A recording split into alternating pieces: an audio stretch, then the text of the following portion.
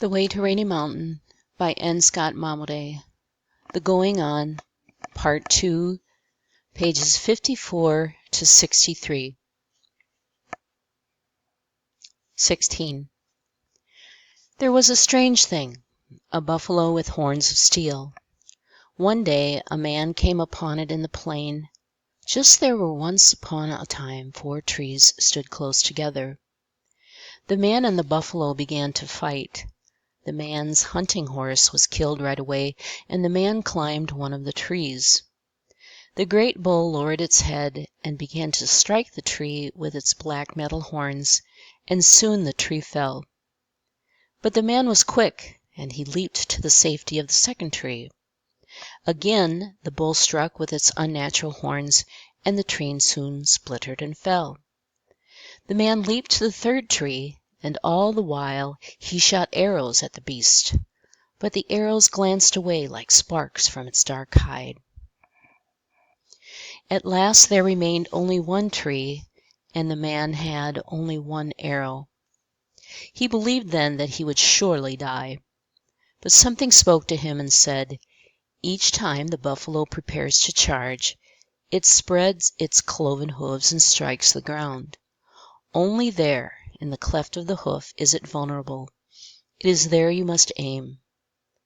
The buffalo went away and turned, spreading its hooves, and the man drew the arrow to his bow. His aim was true, and the arrow struck deep into the soft flesh of the hoof. The great bull shuddered and fell, and its steel horns flashed once in the sun. 40 years ago the townspeople of Carnegie, Oklahoma, gathered about 2 old Kiowa men who were mounted on work horses and armed with bows and arrows. Someone had got a buffalo, a poor broken beast in which there were no trace left of the wild strain. The old men waited silently amid the laughter and talk. Then, at a signal, the buffalo was let go. It balked at first, more confused, perhaps, than afraid, and the horses had to be urged and then brought up short. The people shouted, and at last the buffalo wheeled and ran.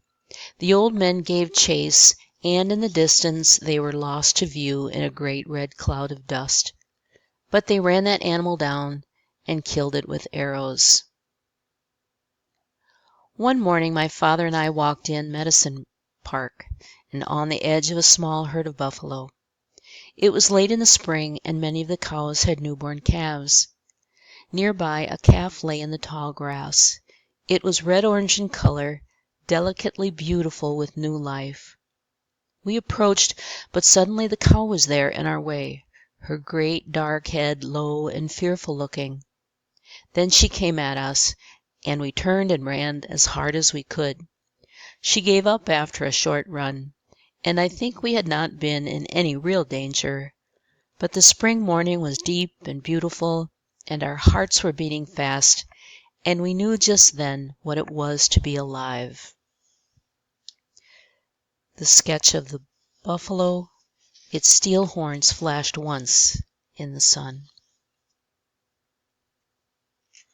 17. Bad women are thrown away. Once there was a handsome young man. He was wild and reckless, and the chief talked to the wind about him. After that the man went hunting. A great whirlwind passed by, and he was blind. The Kiowas have no need of a blind man. They left him alone with his wife and child. The winter was coming on, and food was scarce. In 4 days the man's wife grew tired of caring for him. A herd of buffalo came near, and the man knew the sound. He asked his wife to hand him a bow and an arrow. "You must tell me," he said, "when the buffalo are directly in front of me." In that way he killed a bull, but his wife said that he had missed. He asked for another arrow and killed another bull, but again his wife said that he had missed. Now the man was a hunter, and he knew the sound an arrow makes when it strikes home, but he said nothing. Then his wife helped herself to the meat and ran away with her child. The man was blind. He ate grass and kept himself alive. In 7 days a band of Kiowas found him and took him to their camp. There in the firelight a woman was telling a story. She told of how her husband had been killed by enemy warriors. The blind man listened, and he knew his voice, her voice. That was a bad woman.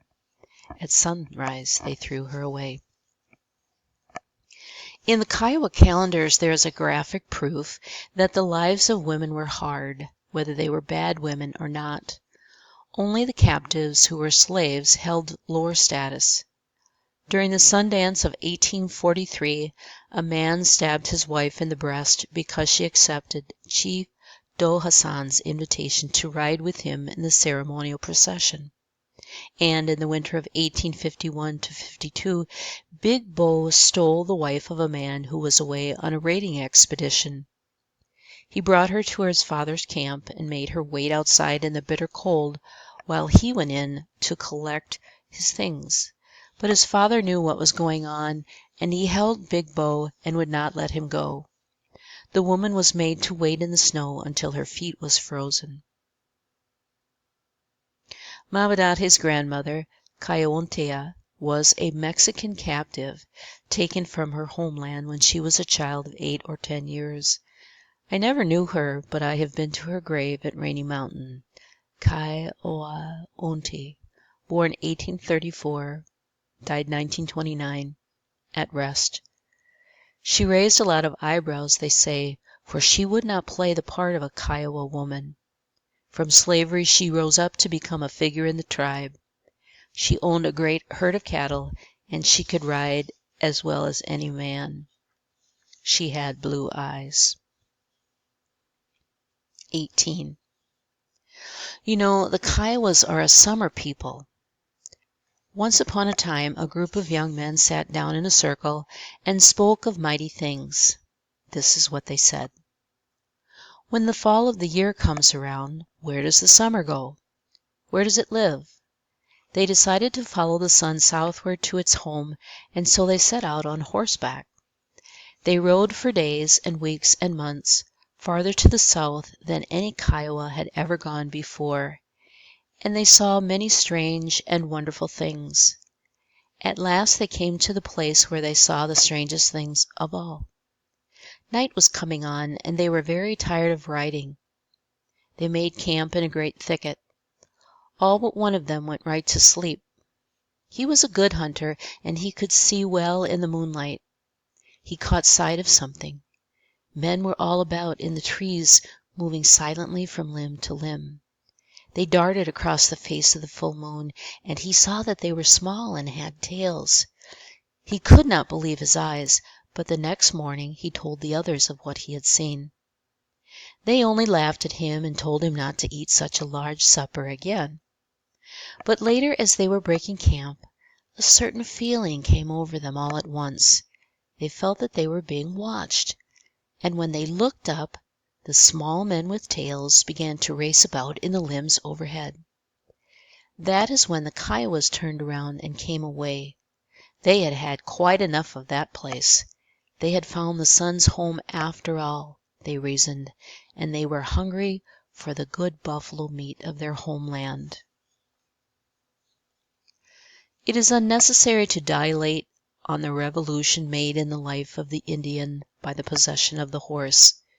Without it he was a half-starved skulker in the timber, creeping up on foot toward the unwary deer, or building a brush corral with infinite labor to surround a herd of antelope, and seldom venturing more than a few days' journey from home.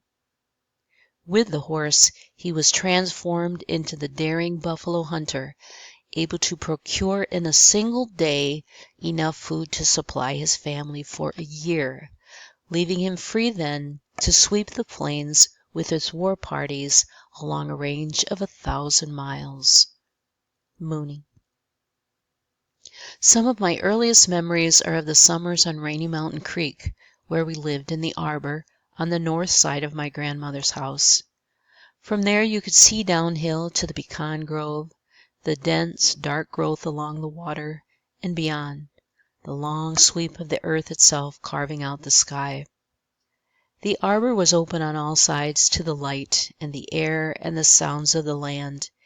You could see far and wide, even at night, by the light of the moon. There was nothing to stand in your way. And when the season turned, and it was necessary to move back into the house, there was a sense of confinement and depression for a time.